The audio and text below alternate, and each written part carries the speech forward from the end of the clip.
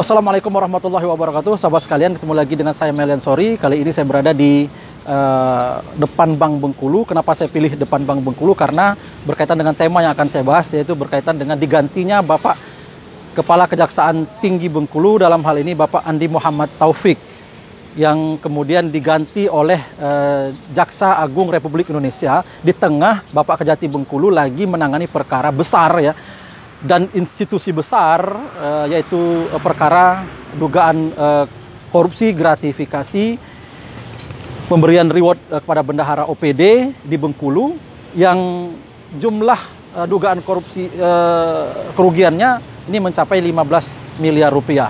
Nah, ini juga saya menegur ya, saya memperingatkan, saya memberikan saran kepada Bapak Jaksa Agung Republik Indonesia, mestinya di tengah penanganan perkara-perkara besar, Kejati ataupun Kepala Kejaksaan Tinggi Bengkulu jangan dulu kemudian diganti.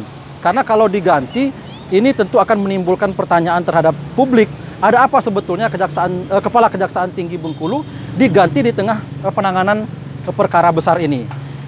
Dan ini juga saya pikir harus juga berlaku bagi seluruh Kepala Kejaksaan Tinggi di seluruh Indonesia.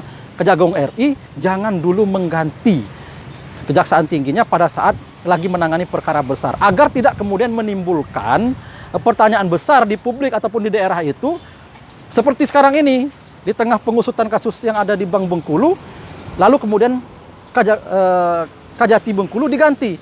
Nah, ada apa? Tentu saya sebagai warga Bengkulu mempertanyakan itu dan menyayangkan itu.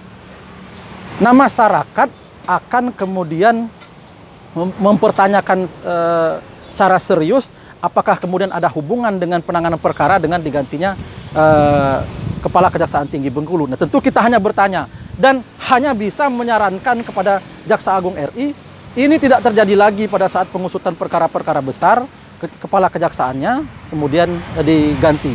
Nah, kita ingat juga bahwa Bapak Andi Muhammad Taufik ini menggeber kasus Bank Bengkulu, juga kasus yang lainnya. Beberapa waktu yang lalu dia sudah mengeluarkan sprint surat perintah penyelidikan berkaitan dengan dugaan ketidakberesan pembangunan jalan yang ada di Kota Bengkulu yang bersumber dari APBD Kota Bengkulu, yang bersumber dari Bank Jabar Banten, pinjaman.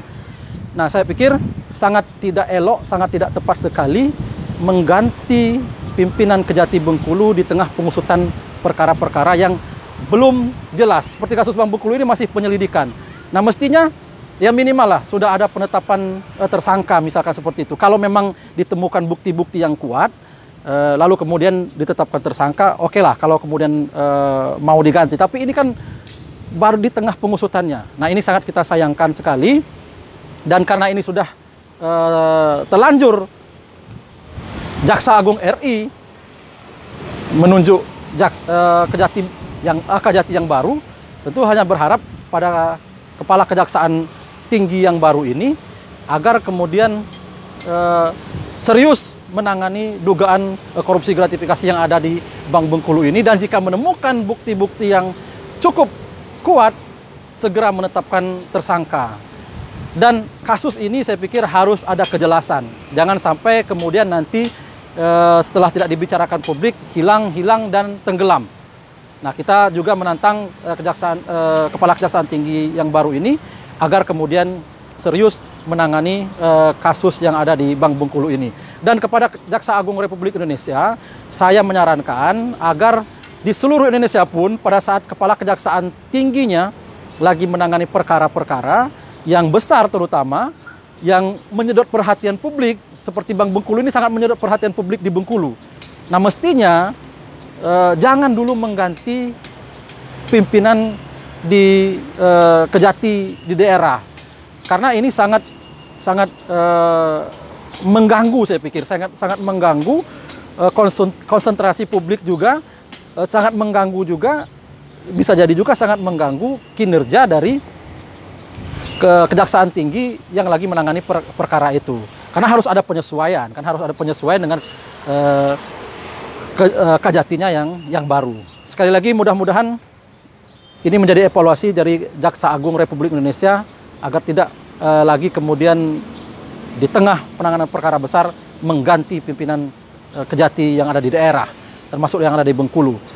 Demikian, terima kasih. Assalamualaikum warahmatullahi wabarakatuh.